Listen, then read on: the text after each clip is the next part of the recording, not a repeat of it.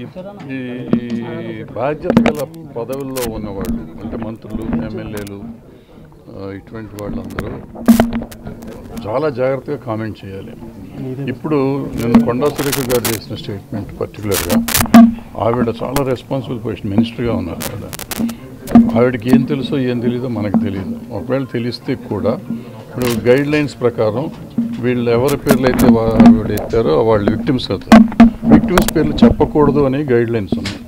At least guide lines అయినా follow, మినిస్టర్లే guide lines follow అవ్వకపోతే ఇంకెవరు ఫాలో అవుతారు? మేము మాలాంటి వాళ్ళు మొన్న మీటింగ్ పెట్టి ఛానల్స్ అంతా అటు బొమ్మలేస్తున్నారు, వేయకూడదు, పేర్లు చెప్పకూడదని మేము చెప్పాము. మరి మంత్రులే తప్పులు చేస్తుంటే ఈ చిన్న చిన్న వాళ్ళు యూట్యూబర్స్ ఏం చేస్తారు పాపం. సో ముందు గైడ్ లైన్స్ తెలుసుకోవాల్సిన అవసరం మంత్రులకి, ఎమ్మెల్యేలకి. వీలైతే క్లాసులు పెట్టి ప్రభుత్వాలు వాళ్ళందరికీ ఏం చెప్పాలి, ఏం చెప్పకూడదని ఆలోచించాలి. అయిపోయినాక టార్గెట్స్ చేసి, సినిమా వాళ్ళని టార్గెట్ చేసి చెప్పడం అనేది చాలా తమాషా అయిపోయింది, ఈజీ అయిపోయింది. అంటే వీళ్ళు ఏం చేసినా ఊరుకుంటారు, ఏం చేసినా పడతారు అనేది చాలా ఎక్కువగా ఉంది వీళ్ళందరికీ. ఇది రైట్ కాదు. నిజంగా ఊరుకున్నంతకాలం ఊరుకుంటారు. తిరగబడే రోజు వచ్చినప్పుడు ఎప్పుడైనా తిరగబడతారు. తిరగబడే రోజు రాకుండా ఉండాలని, తిరగబడే పరిస్థితికి తేకుండా ఉండాలని వీళ్ళందరినీ రిక్వెస్ట్ చేస్తున్నారు. ఇప్పుడు ఒక ఏకతాట మీదకి వచ్చారు, ఇది చాలా శుభపరిమాణం అంటున్నారు. కానీ అప్పుడు చంద్రబాబు వాళ్ళ వైపు తిరిగినప్పుడు అప్పుడు ఎవరో మాట్లాడలేదు ఎందుకని ఒక ప్రశ్న వస్తుంది.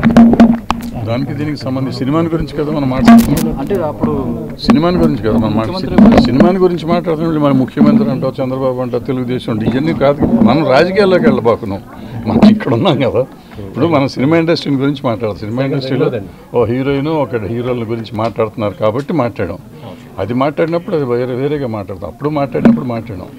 జానీ మాస్టర్ వైఫ్ ఒకటి కంప్లైంట్ చేశారు కమిటీకి, అంటే తన పర్సనల్గా ఒక కంప్లైంట్ ఇవ్వడం జరిగింది. దాని మీద ఏంటి సార్ ఇప్పుడు ఏం జరుగుతుంది?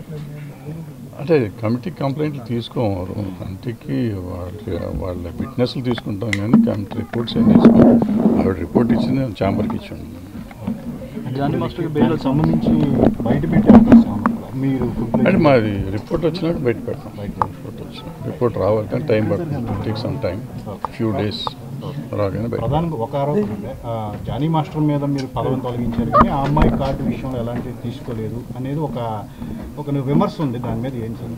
కార్డు ఆ రోజు చెప్పాను, కార్డు ఇస్తున్నామని చెప్పారు. కార్డు యూనియనే చెప్పింది, నేను చెప్పాను మధ్యలో. యూనియన్ అంతకు ముందే వచ్చి కార్డు ఇచ్చేస్తున్నామని చెప్పింది. కార్డు కూడా రెడీ అయిపోయి ఉంది, ఇస్తారు.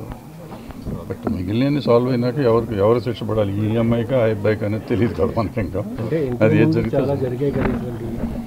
శ్రీరెడ్డి వర్క్లిపి అక్కడ కూర్చున్నప్పుడు కూడా మీ కమిటీ కూర్చోలేదు. జానీ మాస్టర్ విషయంలో ఎలా కూర్చున్నారు? ఒక జానీ మాస్టర్ విషయంలోనే ఎందుకు ఇంతగా స్పందించారు అని మీరు అనుకుంటే నా తప్పు కదా. మీకు తెలియని విషయాలు మీరు ఎక్కువ మాట్లాడవచ్చు. నట్టి కుమార్ కూడా అదే కామెంట్ ఆయన అంటే నేను సమాధానం చెప్పాల్సిన అవసరం లేదు. ఇప్పుడు మేమేం చేస్తున్నాం అనేది మీకు తెలియదు. మీరు తెలుసుకుంటే మాట్లాడండి. If you have enough knowledge or enough evidence in that, please speak. I will speak out. కొన్ని మేము చెప్పకూడదు అనుకున్నా చెప్పుకోవాలి, చెప్పాలనుకునే చెప్తాం. ఇది కూడా మీడియాలో ముందు వచ్చింది కాబట్టి ఆ రోజు ప్రెస్ మీట్లో క్లియర్గా చెప్పాము. బయటకు వచ్చింది కాబట్టి మేము మాట్లాడాము, లేకపోతే మేము మాట్లాడమని చెప్పాం. మాట్లాడకూడదు కూడా, ఇప్పుడు కూడా మాట్లాడకూడదు. సో అంతే తప్ప మీరు చేయలేదు, ఏం చేయలేదా, ఈ చేయలేదు అంటారని ఆ రోజు ప్రెస్ మీట్ పెట్టాల్సి వచ్చింది. ఆల్రెడీ మేము చేస్తున్నాం బాబు అని చెప్తానికి మీరు చేయలేదంటే నేనేం చెప్తాను? Thank you.